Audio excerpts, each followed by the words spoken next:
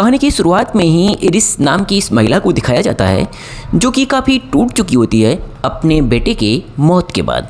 अब वहाँ से सुबह होती है और इरिस कार लेकर एक सुनसान पहाड़ पर जाकर अपने बेटे के फोटो को देखती है जो कि अब मर चुका होता है। दरअसल वह पेड़ से गिरकर मर चुका होता है और वह उसी पहाड़ से कूदकर सुसाइड करने की सोचती है। और जैसे ही आइरिस कूदने को होती है तभी रिचर्ड नाम का यह शख्स आ जाता है और उससे बात करने लगता है और खुद झूठी सी कहानी बनाकर उसको बताता है। रिचर्ड दरअसल अच्छा बनने का यहाँ दिखावा करता है और अपनी हिस्टोरी बताने लगता है ताकि उसका ध्यान बटा सके और इसमें कामयाब भी हो जाता है। और अब वहाँ से बात करके वह जैसे ही निकलता है तभी उसके पीछे पीछे आइरिस भी आ जाती है। अब आइरिस जैसे ही गाड़ी में बैठने को होती है तभी वह उसके पास जाता है और उसे एक छाते से शॉक देकर उसे बेहोश कर देता है। और अब शुरू होता है यहाँ से एक नया खेल। आइरिस की जब नींद खुलती है तब वह खुद को बंधा हुआ पाती है और वह कहती है तुम ऐसा क्यों कर रहे हो। तब रिचर्ड बोलता है तुम गलत समय पर गलत जगह थी और यह मेरा काम है। और बोलता है मैं तुम्हें एक खास जगह ले जा रहा हूँ। लेकिन अब तक बात करते करते आइरिस अपने स्टिप को अपने पास रखे एक चाकू से काट चुकी होती है और अब वह रिचर्ड के ऊपर हमला कर देती है। और इस हमले में रिचर्ड बच तो जाता है लेकिन कार जाकर एक पेड़ में लड़ जाती है और अब दोनों वहाँ से बाहर निकलते हैं और बचकर किसी तरह से हेल्प के लिए ज़ोर ज़ोर से चिल्लाती है। और तब उसे रिचर्ड बताता है कि तुम इस समय काफ़ी ऊंचाई पर हो और यह जंगल का क्षेत्र है, अतः यहाँ पर तुम्हारी मदद करने कोई नहीं आएगा। और मैं तुम्हें एक बात और बताना चाहता हूँ, मैंने तुम्हें एक खास प्रकार का इंजेक्शन लगाया है जो कि 20 मिनट के अंदर ही तुम्हारे शरीर को पूरी तरह से सुन्न कर देगा। यानी तुम जिंदा तो रहोगी लेकिन सिर्फ देख सकती हो, महसूस कर सकती हो और तुम्हारी बॉडी कुछ भी काम नहीं कर सकती। यह सुनने के बाद अब आइरिस वहाँ से भागने लगती है लेकिन अब वह महसूस करती है कि सच में उसके साथ ऐसा होने लगा है। वह नदी में किसी तरीके से कूद जाती है और वहाँ से वह बहाव के साथ दूर निकल जाती है। बहाव उसे दूर ले जाता है जहाँ उसे एक बुढ़ा आदमी मिलता है जिसका नाम विलियम होता है। अब विलियम उसे वहाँ से बचाकर अपने घर पर ले जाता है। तभी वहीं पर रिचर्ड आ जाता है और बोलता है मेरा एक्सीडेंट हो गया है और मेरी पत्नी मुझे नहीं मिल रही है, क्या आपने मेरी पत्नी को देखा है। यह बोलते हुए रिचर्ड अंदर आ जाता है और आइरिस को ढूंढने लगता है। लेकिन अब बुढ़ा बोलता है आप घर से बाहर जाइए तभी आपकी मदद मैं कर सकता हूँ, नहीं तो मैं 911 पर कॉल करूँगा और पुलिस को बुलाऊँगा। तभी रिचर्ड अपना पुराना पैतरा आजमाता है और वहाँ पर रोने लगता है और एक झूठी कहानी विलियम को भी सुनाने लगता है, जिसे सुनकर विलियम को विश्वास होने ही वाला होता है। तभी उसका फ़ोन बजता है। तभी विलियम को उसके ऊपर शक हो जाता है और वह बोलता है तुम यहाँ से बाहर जाओ और अपनी पत्नी को खुद ढूंढो। और उसके बाद वह उसे बाहर भेजने ही वाला होता है लेकिन तभी रिचर्ड उसके ऊपर हमला कर देता है।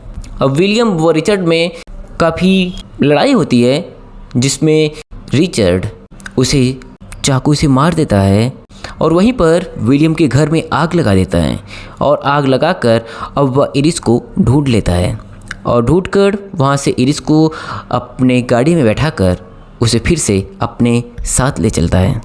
अब रिचर्ड वहाँ से तेज़ी से ड्राइव करते हुए निकलता है। विलियम पेट्रोल पंप पर पेट्रोल डलवाने के लिए रुकता है और आइरिस वहाँ से भागने की भी कोशिश करती है लेकिन वह भागने में नाकामयाब होती है। और तभी रिचर्ड आ जाता है और फिर से लेकर वह उस जगह जाता है जहाँ पर शुरुआत में उसकी गाड़ी पेड़ से टकराई होती है। वहाँ पर वह अपने कार से अपने कपड़े चेंज करता है तथा एक और इंजेक्शन अपने पास रखता है। और यह सब करते हुए ही तभी उसके पास पुलिस आती है और बोलती है इस कार की मेरे पास कंप्लेन आई है।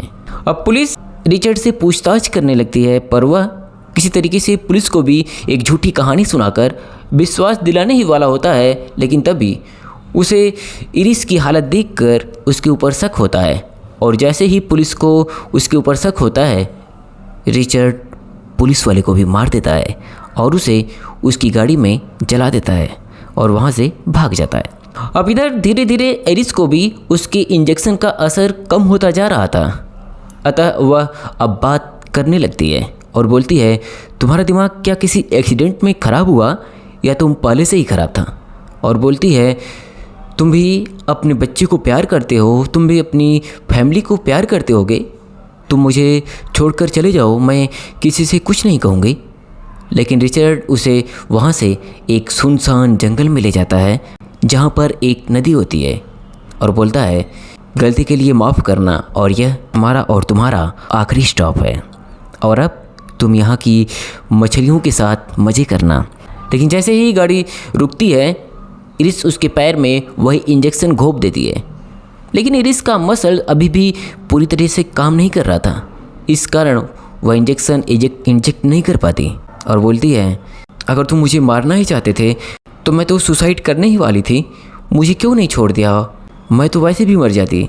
तब वह बोलता है, तुम मरने वाली थी और अब मरने वाली हो। अब वहाँ से वह इरिस को पकड़कर नदी के किनारे ले जाता है और नाव में डालकर जैसे ही डुबोने को होता है तभी इरिस बोलती है, अब तो मैं मरने ही वाली हूँ, तो तुम प्लीज़ मेरे थैले से मेरे बेटे की फ़ोटो निकाल कर मुझे दे दो लास्ट बार, मैं उसे देखना चाहती हूँ। जैसे ही वह उसके पास जाता है तभी वह रिचर्ड का चाकू लेकर उसके जबड़े में घुसेड़ देती है, उसके जबड़े में ज़ोरदार प्रहार करती है और रिचर्ड वहीं पर गिर जाता है। जैसे वह पानी में गिरता है तभी इरिस उसके बंदूक से ही उसके ऊपर 2-3 फायरिंग करती है और जिसके बाद रिचर्ड पानी के अंदर दफन होता है।